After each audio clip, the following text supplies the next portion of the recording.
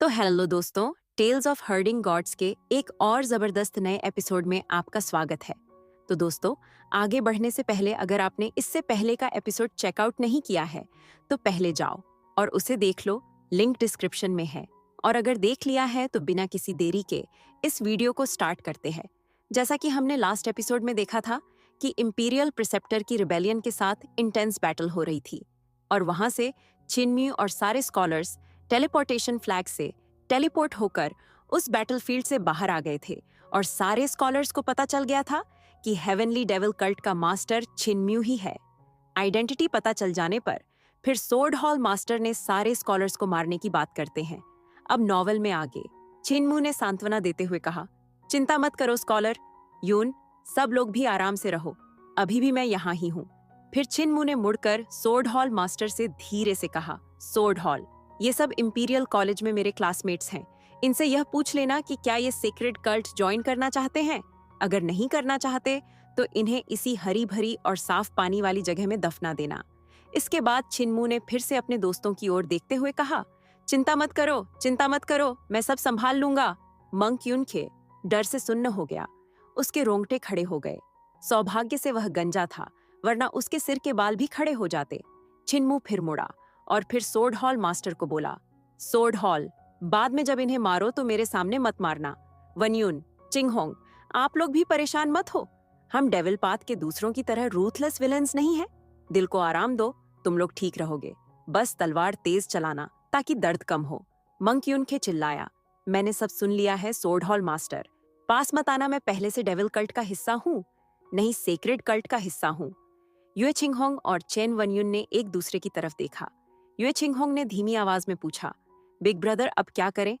Chain वनयून ने थोड़ी देर सोचा, फिर कहा, इस बार हेवनली डेविल कल्ट ने इंपीरियल प्रिसेप्टर की मदद की है। इसका मतलब heavenly devil cult imperial court के साथ है। हेवनली डेविल कल्ट ज्वाइन करने में हमारा कोई नुकसान नहीं, और अगर हम ज्वाइन नहीं करते उसकी आंखों के कोने फड़के। लेकिन उसने आगे कुछ नहीं कहा। यूए छिंगहोंग ने राहत की सांस ली और कहा, ज्वाइन करने में नुकसान नहीं है, हम ज्वाइन करेंगे। जब उसने ऐसा कहा तो वुल्फ स्लेव के पास भी कुछ कहने को नहीं था। यूए छिंगहोंग ने मासूमियत से सी युनशंग की ओर आंखें झपकाईं और पूछा, सेंटस, अगर हम सेक्रेड कल्ट ज्वाइन नहीं करते तो क्या आप लोग सच में हमें मार देते? सी युनशंग हल्के से हंसी और बोली, कल्ट मास्टर का दिल दयालु है, वह बस मजाक कर रहे थे। मंक युनखे ने राहत की सांस ली और बुदबुदाया। लिटिल मंक समझ गया कि ये मजाक था। एकेडेमिशन, आप पहले मजाक कर रहे थे, है ना एकेडेमिशन? छिनम्यू हंसा, लेकिन छिनम्यू ने हंसते हुए कुछ नहीं कहा। यूनक्वे का चेहरा पीला पड़ गया। छिनम्यू चट्टान पर आया और पास के एक और पहाड़ की तरफ देखा जो यहाँ से कई मील दूर था। वहां इटर्नल पीस इंपीरियल प्रिसेप्टर और दर्जन भर कल्ट मास्टर लेवल के लोग लड़ रहे थे। ब्रॉन्ज मास्क्ड मैन और दूसरों द्वारा बनाया गया हेवनली प्रिजन सील अब टूट चुका था। उसमें एक के बाद एक छेद बन रहे थे। उन छेदों से भयानक तूफान निकल रहा था। तेज हवाएं जंगल के टुकड़े उड़ा रही थीं। अनगिनत पेड़ हवा में उठकर चकनाचूर हो रहे थे। पहाड़ की चोटी पर चल रही लड़ाई बेहद डरावनी थी। यह कल्ट मास्टर लेवल के लोगों के बीच लाइफ एंड डेथ स्ट्रगल थी। इतने दूर होने और बीच में हेवनली प्रिजन सील होने के बावजूद डरावना सेंसेशन महसूस किया जा सकता था। एक और तेज हवा का झोंका आया। अब चेन वान्यून और बाकी लोगों को समझ आया कि जब वे इस पहाड़ पर उतरे थे तब हवा इतनी तेज क्यों थी। यह हवा कई मील दूर चल रही लड़ाई से पैदा हो रही थी। हवा की ताकत बढ़ती जा रही थी। आसपास के पहाड़ों पर पेड़ झुक रहे थे। एक झोंका जाता और दूसरा तुरंत दूसरी दिशा से आ जाता। जो पेड़ सीधे हुए थे वे फिर झुक गए। कई पेड़ बीच से टूट गए। वह पहाड़ लगभग पिस चुका था। छिनम्यू ने देखा कि जहां वे भयानक एग्जिस्टेंस लड़ रहे थे वह जमीन धीरे धीरे नीचे धंसती जा रही थी। आखिरकार वह मैदान जैसी समतल हो गई। इतनी दूरी से छिनम्यू ग्रीन हेवन आइज से लड़ाई देख सकता था, लेकिन साफ नहीं, क्योंकि उनकी गति बहुत तेज थी। उनकी चालें पकड़ पाना नामुमकिन था। छिनम्यू सिर्फ उनके छोड़े गए निशानों से अंदाजा लगा पा रहा था कि पहाड़ पर अब कितने लोग बचे हैं। छिनम्यू का दिल हल्का सा कांप गया और फिर छिनम्यू ने कहा, एक और कल्ट मास्टर लेवल का एग्जिस्टेंस गिर गया। उसका दिल थोड़ा कांप गया। यूए छिंगहोंग ने चारों तरफ देखा और पाया कि हेवनली डेविल कल्ट के स्ट्रॉन्ग प्रैक्टिशनर्स माउंटेन पीक पर खड़े थे, साइलेंटली लड़ाई देख रहे थे। उन्हें मदद करने का कोई इरादा नहीं था। ये छिंगहोंग ने पूछा, आप लोग मदद क्यों नहीं कर रहे? चिन्मू ने जवाब दिया, नहीं इंपीरियल प्रिसेप्टर, इसे अकेले सेटल कर सकता है। ओल्ड जनरेशन के 3 ओल्ड मॉन्स्टर्स की स्नीक अटैक से, जो कि 10,000 लोगों की आर्मी में इटर्नल पीस इंपीरियल प्रिसेप्टर पर हुई, उन्हें चोट लगी। अगर इंपीरियल प्रिसेप्टर स्नीक अटैक करता तो शायद ही कोई उसका मैच बन पाता। हमारी हेवनली डेविल कल्ट उसकी मदद कैसे कर सकती थी? बस उसे मौका देना। जैसे ही सेक्ट मास्टर्स अपना स्पिरिट खोते, वो सबसे सही मौका था इंपीरियल प्रिसेप्टर के स्नीक अटैक के लिए। चाहे वो डेविल पाथ का नंबर 1 कल्ट हो जो इंपीरियल प्रिसेप्टर की मदद कर रहा था, या फिर हेवनली डेविल कल्ट जो टेलीपोर्टेशन फ्लैग्स का इस्तेमाल करके इटर्नल पीस आर्मी को ट्रांसफर कर रहा था। इन सब ने सारे सेक्ट्स के डिसाइपल्स का मैसेकर करके कल्ट मास्टर लेवल के सभी अस्तित्वों के दिलों को हिला दिया था, उनकी सोच को डगमगा दिया था और उन्हें केओस में फेंक दिया था। हालांकि ये डिसऑर्डर ज्यादा देर तक नहीं रहा, लेकिन इंपीरियल प्रिसेप्टर जैसे अस्तित्व के सामने इतना सा पल भी डेथ के बराबर था। कल्ट मास्टर लेवल की पावर वाले लोग आमतौर पर डिवाइन ब्रिज रेल्म के ग्रेट एक्सपर्ट्स होते थे, लेकिन डिवाइन ब्रिज रेल्म में भी वीक और स्ट्रांग दोनों तरह के लोग होते हैं। ये वही बात थी जो इंपीरियल प्रिसेप्टर पहले कह चुका था। इंपीरियल प्रिसेप्टर ने कहा था, मैं हर रेल्म में बिना किसी वीकनेस के हूँ, चाहे किसी और के एंगल्स कितने भी वाइड हों। उनकी लाइन मेरी स्ट्रेट लाइन जितनी लंबी कभी नहीं हो सकती। उसकी कल्टीवेशन दूसरों से ऊपर थी और उसकी एबिलिटीज भी दूसरों से कहीं ज्यादा थीं। स्नीक अटैक की हालत में लगभग कोई भी ऐसा नहीं था जो उसका मैच बन सके या उसका एक मूव भी झेल सके। ये बिल्कुल वैसा ही था जैसे हेवन वेव सिटी में ड्यूटियन डेविल किंग और म्यूट की लड़ाई में हुआ था। ड्यूटियन डेविल किंग एक ही अटैक में मारा गया था और वो अटैक स्नीक अटैक था। चिन्मू ने मन ही मन सोचा कि अगर इंपीरियल प्रिसेप्टर उन स्ट्रॉन्ग प्रैक्टिशनर्स के स्पिरिट टूटने के उस एक पल का फायदा उठाए, तो वो कम से कम 4 लोगों को तो वहीं खत्म कर सकता है। कितनों को वो इंजर्ड करेगा, ये उसकी अपनी एबिलिटी पर डिपेंड करता है। लेकिन चाहे ये बैटल इस दुनिया की स्ट्रॉन्गेस्ट पावर्स की ब्रिलियंस कितनी भी शानदार तरीके से दिखा रही हो, वहां मौजूद ज्यादातर लोग इसे समझ ही नहीं पा रहे थे। वहां मौजूद कुछ 100 लोगों में से शायद सिर्फ चिन्मू के कल्ट के वो लेफ्ट गार्डियन और राइट गार्डियन ही बैटलफील्ड पर हो रही हर मूवमेंट को पूरी तरह ग्रास्प कर पा रहे थे।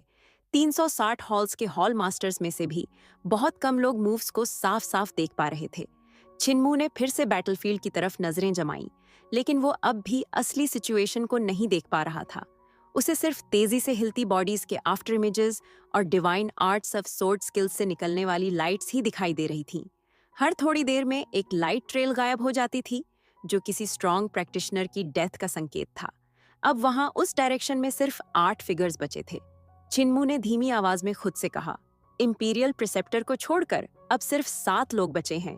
चिन्मू की नजर चमकी। वो 7 लोग जरूर सबसे पावरफुल होंगे, लेकिन आखिर ये 7 कौन थे जो अब तक जिंदा थे? उसे उन फिगर्स से निकलती गॉड लाइक रेस तो दिख रही थी, लेकिन वो पहचान नहीं पा रहा था कि वे कौन कौन है। चिन्मू ने अपने मन में कहा, अगर मैं बैटल की सिचुएशन ही नहीं देख पा रहा हूँ, तो क्या मैं एक बहुत बड़ा अपॉर्चुनिटी मिस नहीं कर रहा? क्या मैं सायन हेवंस आइज को अवेकन कर सकता हूँ? ये कहते हुए चिन्मू ने अपनी वाइटल क्यूआई को मोबिलाइज किया और ज्यादा से ज्यादा क्यूआई अपनी आंखों में भेजने लगा, ताकि सायन हेवंस आइज की फॉर्मेशन मार्किंग्स बना सके। उसकी आंखों में पहले ही 3 लेयर्स ऑफ प्यूपल्स थीं। पहली उसकी अपनी प्यूपल्स, दूसरी हेवंस आइज से बनी प्यूपल्स और तीसरी ग्रीन हेवंस आइज से बनी प्यूपल्स। चिन्मू ने मन ही मन कहा, अगर सायन हेवंस आइज बन गए तो ये चौथी लेयर होगी और मैं और भी ज्यादा देख पाऊंगा। जैसे ही क्यूमू ने वाइटल की को अपनी आंखों में गाइड कर रहा था, उसे महसूस हुआ कि उसकी वाइटल क्यूआई के साथ साथ कुछ और भी उसकी आंखों में एंटर कर रहा है। चिन्मू चौंक गया और उसके मन में आवाज गूंजी, ये क्या है? अचानक बैटलफील्ड की हर चीज उसे इनकम्पैरेबली क्लियर दिखने लगी। चिन्मू ने सिर झटका और फिर से बैटलफील्ड की तरफ देखा। चिन्मू ने हैरानी से कहा, अब भी सब कुछ इतना साफ क्यों दिख रहा है? और उसने तो अभी सायन हेवंस आइज की फॉर्मेशन मार्किंग्स बनाई भी नहीं थी। चिन्मू के दिल में सिहरन दौड़ गई। चिन्मू ने डर के साथ सोचा, मेरी आंखों में किसी और की आंखें हैं। उसकी रीढ़ ठंडी पड़ गई। अब वो इंपीरियल प्रिसेप्टर की हर मूवमेंट, हर एक्शन, डिवाइन आर्ट्स और सोर्ड स्किल्स की हर लेयर, यहाँ तक कि उनकी स्ट्रक्चर तक साफ साफ देख पा रहा था। हर एक्सप्रेशन, हर जेस्चर, सब कुछ चिन्मू की आंखों में पूरी तरह क्लियर था। ये वो नहीं था जो चिन्मू की अपनी आंखें देख पा रही थीं, बल्कि ये वो था जो किसी और की आंखें देख पा रही थीं, या यूं कहें कि कोई और चिन्मू की आंखों को उधार लेकर करके बैटल ऑब्जर्व कर रहा था। चिन्मू के दिमाग में सवाल उठा कि आखिर वो कौन है जो उसकी आंखों को उधार लेकर बैटल देख रहा था। चिन्मू को अचानक याद आया कि जब उसने हेवन वेव सिटी में ड्यूटियन डेविल किंग को समन किया था, तब ड्यूटियन डेविल किंग की कॉन्शियसनेस और मैजिक पावर ने उसके शरीर को मीडियम बनाकर डेविल गॉड स्कल्पचर में प्रवेश किया था और उसके ब्राउ के हार्ट को ब्लो ओपन कर दिया था। स्पार्क्स उसके ब्राउ के हार्ट से निकलकर Overlord body 3 elixir technique execute करते समय डेविल गॉड स्कल्पचर में सर्च कर गए थे।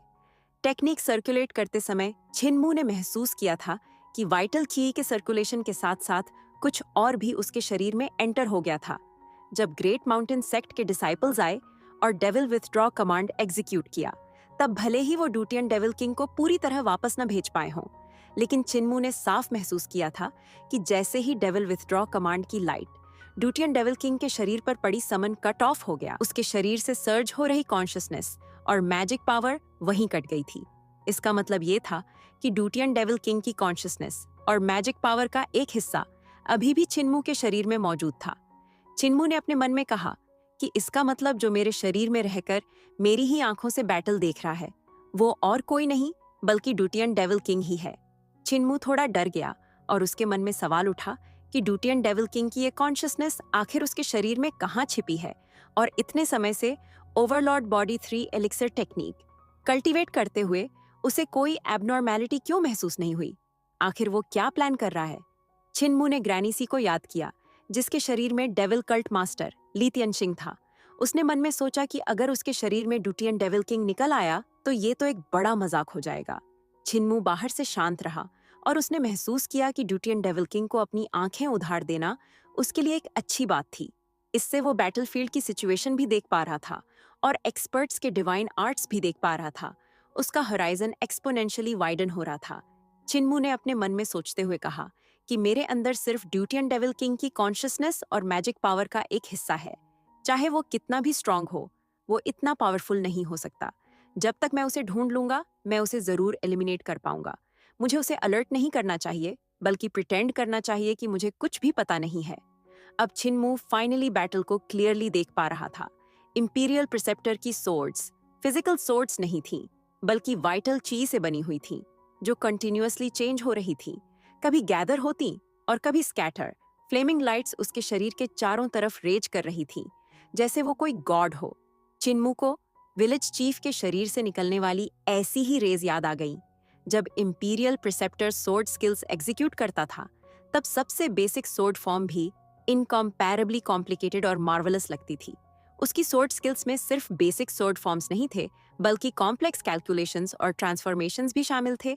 चिन्मू स्टन्ड हो गया और अपने मन में बोला, डाओ सेक्ट की डाओ सोर्ड। वो इंपीरियल प्रिसेप्टर की सोर्ड स्किल्स में डाओ सेक्ट की डाओ सोर्ड की क्लियर शैडो देख पा रहा था। ये एक एक्सट्रीमली कॉम्प्लिकेटेड कैलकुलेशन टेक्निक थी।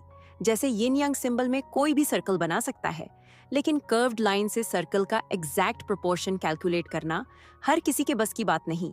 इसमें डाओ सेक्ट की first form yin and yang, come and go with in 2 modes शामिल थी। यिन और यांग की कमिंग गोइंग अचीव करने के लिए कैनन ऑफ सुप्रीम मिस्ट्री बेहद इंपॉर्टेंट था।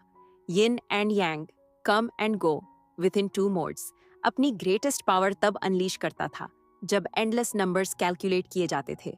अगर किसी को इससे भी हायर लेवल तक पहुंचना हो तो शूकोंग और चिंगजिंग डेसिमल तक कैलकुलेट करना पड़ता था। चिन्मू ने मन में सोचते हुए कहा कि इंपीरियल प्रिसेप्टर की मैथमेटिक्स में अटेनमेंट्स बेहद डीप हैं। अगर मुझे ये पहले पता होता तो साउथ जाते समय मैं कैनन ऑफ सुप्रीम मिस्ट्री के बारे में उनसे कंसल्ट कर लेता। इंपीरियल प्रिसेप्टर से क्लैश कर रहे पुअर, वॉन्डरर ली और ट्रू लॉर्ड तियन थे। वो ओल्ड जनरेशन के टॉप प्रैक्टिशनर्स कहलाने के पूरी तरह डिजर्व करते थे। उनके शरीर से निकलती रेज उन्हें एंशिएंट गॉड्स जैसा दिखा रही थीं और हर एक की अपनी यूनिक स्किल थी। टीचर पूर के हाथ में एक ह्यूज ब्रश था। वो ब्रश जैसा था, लेकिन उसके हेयर्स बहुत लंबे थे और हॉर्सटेल विस्क जैसा लुक दे रहे थे। हालांकि उसकी ट्रांसफॉर्मेशंस हॉर्सटेल विस्क से कम थीं। वॉन्डरर ली एक सोर्ड कल्टीवेटर था। वो सोर्ड स्किल्स कल्टीवेट करता था। उसकी सोर्ड स्किल्स एक्सट्रीमली इंट्रिकेट थीं, लेकिन फिर भी इंपीरियल प्रिसेप्टर से इंफीरियर थीं। उसकी sword skills 14 basic sword forms से बनी थीं, इसलिए भले ही वो मार्वलस थीं, लेकिन टाइम से पीछे रह गई थीं। जमाना आगे बढ़ चुका था, लेकिन वो अब भी वहीं रुका हुआ था। ट्रू लॉर्ड तियन ने वेनोमस इंसेक्ट्स रिफाइन किए थे, उन्हें अलग अलग वियर्ड ड्रैगन्स में कन्वर्ट किया था, जैसे 300 यार्ड्स लंबा heavenly centipede dragon heaven silkworm से रिफाइन किया गया, ड्रैगन सिल्कवर्म ग्रीन स्नेक से रिफाइन किया गया, ग्रीन फ्लड ड्रैगन और भी कई स्ट्रेंज शेप्ड इंसेक्ट्स। भले ही ये वेनोमस क्रीचर्स पावरफुल थे, लेकिन इंपीरियल प्रिसेप्टर की सोर्ड स्किल्स के सामने वो एक एक करके आसमान से गिरते गए और लगातार मारे जाते गए। चिन्मू ने अंदाजा लगाया कि ट्रू लॉर्ड तियन अब ज्यादा देर तक टिक नहीं पाएगा। इन 3 लोगों के अलावा अभी भी 4 लोग बचे हुए थे। उनमें से एक बेगर सेक्ट का चीदा यू था। उसकी 100 पोर मिस्ट्री टेक्निक बेहद यूनिक थी। उसका शरीर कभी फिजिकल फॉर्म में मटेरियलाइज हो जाता और कभी इनकॉर्पोरियल बन जाता। वो अनप्रिडिक्टेबल तरीके से अपीयर और डिसअपीयर कर सकता था। 100 पोर मिस्ट्री टेक्निक का मतलब ही ये था कि उसके पास कुछ भी नहीं था। ये एक बेहद स्ट्रेंज और रेयर टेक्निक थी। दूसरा व्यक्ति जो अब तक जिंदा था, वो था स्पिरिचुअल मास्टर दाओ क्वान। उसकी एबिलिटी सब में सबसे कमजोर थी, इसलिए ये कहना मुश्किल था कि वो अपनी स्ट्रेंथ से बचा हुआ था या इंपीरियल प्रिसेप्टर ने उसे थ्रेट न मानकर छोड़ दिया था। तीसरा व्यक्ति था ग्रेट स्ट्रेंथ मॉनेस्ट्री का venerable Zikong. Formation, existence, destruction, emptiness. 4 incantations. मुद्रा की पावर एक्स्ट्रॉर्डिनरी थी, लेकिन इंपीरियल प्रिसेप्टर की सोर्ड के नीचे ये डाओ अचीव कर चुका सीनियर मंक इंजरीज से भरा हुआ था। उसके पास ज्यादा स्ट्रेंथ नहीं बची थी। चौथा व्यक्ति था ब्रॉन्ज मास्क्ड मैन। उसके अटैक्स सबसे ज्यादा ओवरबेरिंग थे और छिनमू के लिए सबसे ज्यादा पजलिंग भी। ये आदमी मेनली डिवाइन आर्ट्स यूज करता था। जब उसकी डिवाइन आर्ट्स बर्स्ट होती थीं, तो 9 ड्रैगन्स की इमेजेस उभरती थीं। ये इमेजेस बिल्कुल असली ड्रैगन्स जैसी लगती थीं, जो टेरिफाइंग पावर के साथ आगे रश करती थीं। इन 9 ड्रैगन्स में अनबिलीवेबल अमाउंट ऑफ ट्रांसफॉर्मेशंस थीं। इनमें ऑफेंसिव और डिफेंसिव डिवाइन आर्ट्स शामिल थीं। फायर और वाटर कंट्रोल करने वाली टेक्निक्स थीं। यिन यांग इवॉल्व करने वाली एबिलिटीज भी थीं। इनकी फायर पावर कभी फियर्स होती थी और कभी एब्सोल्यूट डोमिनेंस दिखाती थी। Offence, defence, refining, bronze masked man सब कुछ फ्रीली कर सकता था। इतना ही नहीं, उसने कल्टीवेशन इस लेवल तक कर ली थी कि ये 9 ड्रैगन्स ऑलमोस्ट फिजिकल फॉर्म के करीब पहुंच चुके थे। 9 ड्रैगन्स मोनार्क टेक्निक, ये एम्परर की लिंग फैमिली की टेक्निक थी। सिर्फ इंपीरियल ब्लड लाइन वाले ही इसे कल्टीवेट कर सकते थे। ऑर्डिनरी प्रिंस और प्रिंसेस को भी इसे टच करने की परमिशन नहीं थी। इससे साफ था कि ब्रॉन्ज मैस्कड मैन रॉयल फैमिली का मेंबर था और उसकी कल्टीवेशन रियलम देखकर वो रॉयल फैमिली के हायर अप्स में हायर अप होना चाहिए। भले ही उसका अटैक इनकम्पेरेबल था, ओवरबेरिंग था। इंपीरियल प्रिसेप्टर ने उसे मर्सिलेसली किल नहीं किया। शायद इंपीरियल प्रिसेप्टर के मन में कोई हेजिटेशन थी। छिनमू शॉक्ड था और अपने मन में बोला, ये आदमी आखिर कौन है? इसी मोमेंट छिनमू के दिल में हलचल हुई। उसने वेस्ट की तरफ देखा। वहां एक gigantic एपरेशन of a majestic mountain तेजी से आ रहा था। छिनमू थोड़ा स्टंड हो गया। ये माउंटेन अनबिलीवेबली ह्यूज था, लेकिन ये फिजिकल माउंटेन नहीं था। ये काउंटलेस एक्सेंट्रिक लुकिंग मंक्स की ऑरा से बना हुआ था। माउंट मेरू, इस माउंटेन एपरेशन में काउंटलेस पीक्स थीं। हर पीक पर कोई मंक लोटस पोजीशन में बैठा था। कुछ मंक्स खड़े थे और जेड वेस पकड़े हुए थे और कुछ अपने पेट पकड़कर वाइड स्माइल के साथ बैठे थे। सबसे ऊंची गोल्डन पीक पर एक विशाल बुधा विराजमान था, जो प्योर गोल्ड की तरह चमक रहा था। उसके सिर के पीछे 10,000 रेज डैजलिंग थीं। छिनमू का दिल जोर से कांप गया। उसने पहचान लिया, ग्रेट थंडर क्लैप मोनेस्ट्री का ओल्ड बुधा रूले ग्रेट थंडर क्लैप मोनेस्ट्री आ चुका था। रूले खुद गार्डियंस, वेनरेबल्स, बोधिसत्वास और अरहत्स को लीड करके यहाँ पहुंचा था। छिनमू के मन में सवाल उठा, वो क्या करना चाहता है? इसी मोमेंट इंपीरियल प्रिसेप्टर ने भी कुछ महसूस किया। उसने सडनली मर्सिलेस अटैक किया और एक ही स्ट्राइक में वेनरेबल ज़ीकोंग को स्लॉटर कर दिया। उसी समय हेवनली डेविल कल्ट के स्ट्रॉन्ग प्रैक्टिशनर्स भी पलटे और माउंट मेरू के एपरेशन की तरफ देखने लगे। लेफ्ट गार्डियन ने स्नीयर करते हुए कहा, बॉल डोंकीज। सभी ने एक साथ शाउट किया, बॉल डोंकीज। मंक युनक्वे ने भी उन्हें बॉल डोंकीज कहा, हालांकि उसके दिल में थोड़ी हेजिटेशन थी। आखिरकार वो भी अब हेवनली डेविल कल्ट का मेंबर था, भले ही वो ओरिजिनली मंक था। माउंट मेरू का एपरेशन उनके ऊपर स्काई में आकर रुक गया। माउंटेन पर मौजूद गार्डियंस, वेनरेबल्स, बोधिसत्वास और अरहत्स ने नीचे देखते हुए कोल्ड टोन में एक साथ कहा, डेविल पाथ के इविल क्रीचर्स। चिन्मू ने वियर्ड एक्सप्रेशन दिखाया और अपने मन में ही बोला, लगता है हमारी हेवनली सेंट कल्ट और ग्रेट थंडरक्लैप मोनेस्ट्री के बीच रिलेशन काफी स्ट्रेन्ड है। राइट गार्डियन ने कमर पर हाथ रखकर आसमान की तरफ तिरस्कार से देखा और कहा, बॉल डोंकी, अगर हिम्मत है तो यहीं रुको ओल्ड वुमन। मैं 3 दिन 3 रात हर तरीके से गालियां दे सकती हूँ। एक बोधिसत्वा ने ठंडी हंसी हंसते हुए कहा, स्वेब, ये तुम्हारे पास अब बस वही जबान बची है। माउंट मेरू पर बैठे ओल्ड रूलाई ने शांत स्वर में कहा, इन्हें इग्नोर करो। अगर इनसे बहस करते रहे तो आधा साल निकल जाएगा। हम सैकड़ों साल लड़ चुके हैं और उससे भी ज्यादा समय झगड़ चुके हैं। अब इम्पेशेंट होने की जरूरत नहीं है। पहले इस बैटल को कंट्रोल में लेते हैं। पहाड़ पर बैठे सभी मंक्स नहीं रुके और माउंट मेरू का एपरेशन धीरे धीरे बैटलफील्ड की ओर बढ़ने लगा। और इसी के साथ यह एपिसोड यहीं खत्म होता है। और दोस्तों, अगर आपको यह वीडियो पसंद आई हो तो इसे लाइक जरूर करें। और अगर आप इसके आगे का भी एपिसोड देखना चाहते हो तो चैनल को सब्सक्राइब कीजिए